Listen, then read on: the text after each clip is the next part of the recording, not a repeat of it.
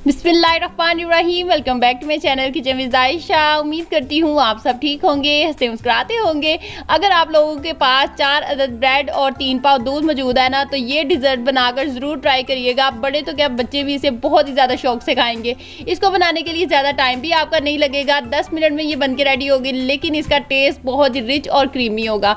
इसको बनाने के लिए मैंने ली है 4 अदद ब्रेड और इस तरह से एक कुकी कटर था मेरे पास। इसकी मदद से हम सर्कल शेप में इनकी कटिंग कर लेंगे। अगर आपके पास ये कुकी कटर नहीं तो आप किसी भी बोतल का जो कैप वगैरह होता है ना, वो यूज़ कर सकते हैं। अगर आप सर्कल शेप में इनकी कटिंग नहीं करना चाहते तो आप ब्रेड की जो साइड्स हैं, ब्राउन वाला पार्ट है, उसकी कटिंग करके आप इसे स्क्वायर शेप में भी बना सकते हैं।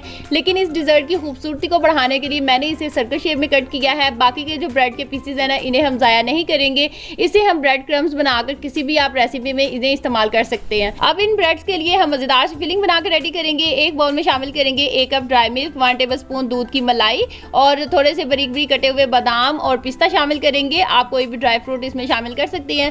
थोड़ा सा हम इसमें दूध शामिल करेंगे, तकरीबन 4 से 5 टेबल स्पून, और इसे अच्छी तरह से मिक्स करेंगे। अच्छा, इस टाइम पे आपने 2 बातों का खास ख्याल रखना है कि पहली बात ये कि आपने इसे ज़्यादा भी पतला नहीं कर देना, ठीक है। अगर आप ज़्यादा पतला कर देंगे ना, तो ब्रेड के ऊपर जब इसे आप लगाएंगे ना, तो वो नीचे को गिरेगा और उसके ऊपर टिकेगा नहीं। और दूसरी बात ये कि आपने इसे ज़्यादा सख्त भी नहीं कर देना, ठीक है। अगर आप ज़्यादा सख्त कर देंगे ना, तो वो आप तो ब्रेड के ऊपर लगा लेंगे, लेकिन जब आप इसे फ्रिज में ठंडा होने के लिए रखेंगे ना 1 घंटे के लिए, तो ये मज़ीद सख्त हो जाएगा, तो टेस्ट बिल्कुल भी अच्छा नहीं आएगा। अब हम इस बैटर को ब्रेड के ऊपर लगाएंगे और दूसरे ब्रेड का जो स्लाइस था ना, वो इसके ऊपर रखेंगे। बाकी के ब्रेड के स्लाइसेस भी हम इसी तरह से बनाकर रेडी कर लेंगे। अब मज़ेदार सा क्रीमी कस्टर्ड बनाकर रेडी करेंगे। उसके लिए मैंने एक बर्तन में लिया है 3 पाव दूध, 4 टेबल स्पून चीनी शामिल करेंगे। थोड़ा सा हम इसमें इलायची पाउडर शामिल करेंगे। अगर आपके पास इलायची पाउडर नहीं तो आप इसकी जगह 3 अदद सब्ज़ इलायची का भी इस्तेमाल कर सकते हैं। मिक्स करेंगे और दूध के बॉयल आने तक का वेट करेंगे। अब एक प्याली में शामिल करेंगे 2 टेबल स्पून कस्टर्ड और थोड़ा सा दूध शामिल करके हम इसे अच्छी तरह से मिक्स कर लेंगे। दूध में भी बॉयल आ चुका है। अब जो मिक्स किया हुआ कस्टर्ड है वो थोड़ा थोड़ा सा हम इसमें शामिल करेंगे, साथ साथ चम्मच भी हिलाते जाएंगे ताकि इसमें कोई भी लम्स वगैरह ना बने। अब हम इसे तब तक पकाएंगे जब तक ये थोड़ा सा थिक नहीं हो जाता, गाढ़ा नहीं हो जाता। और अगर इस दौरान आपने मेरे चैनल को अभी तक सब्सक्राइब नहीं किया तो प्लीज़ मेरे चैनल को सब्सक्राइब कर ले। ये आपकी तरफ से प्यार होता है, इनाम होता है। और जिसने पहले ही मेरे चैनल को सब्सक्राइब किया हुआ है, thank you so much and जज़ाकिल्लाह। और ये देखें जी, कस्टर्ड भी अच्छी तरह से थिक हो चुका है। इससे ज़्यादा हम इसे नहीं पकाएंगे। फ्लेम को ऑफ करके हम इसे अच्छी तरह से ठंडा कर लेंगे। मैंने कस्टर्ड को एक बाउल में ट्रांसफ़र करके इसे फ्रिज में रख दिया था ठंडा होने के लिए। अब ये अच्छी तरह से ठंडा हो चुका है। क्रीम हम इसमें शामिल करेंगे और दोबारा से हम इसे मिक्स करेंगे ताकि जो क्रीम है वो अच्छी तरह से कस्टर्ड में मिक्स हो जाए। मज़ेदार सा क्रीमी कस्टर्ड रेडी है। अब हम चाश बना के रेडी करेंगे। उसके लिए एक पैन में शामिल करेंगे 1 कप पानी और 4 टेबल स्पून चीनी शामिल करेंगे।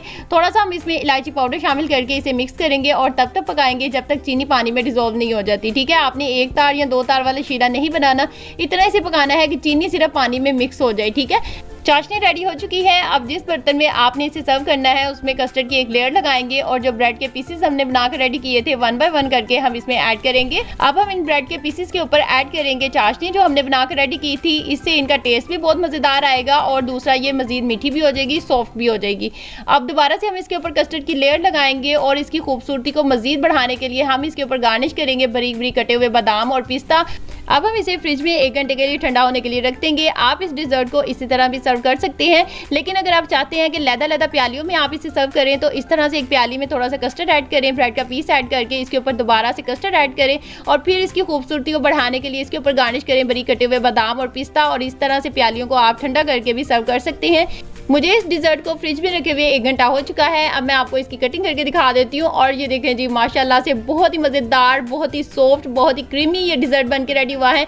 अगर आपको मेरी आज की इजी सी रेसिपी पसंद आई हो तो प्लीज़ मुझे कमेंट में लाजमी बताइएगा और मेरे चैनल किचन विद आयशा को सब्सक्राइब करना मत भूलिएगा। मिलते हैं इसी तरह की मज़ेदार सी वीडियो के साथ, तब तक के लिए अल्लाह हाफिज़।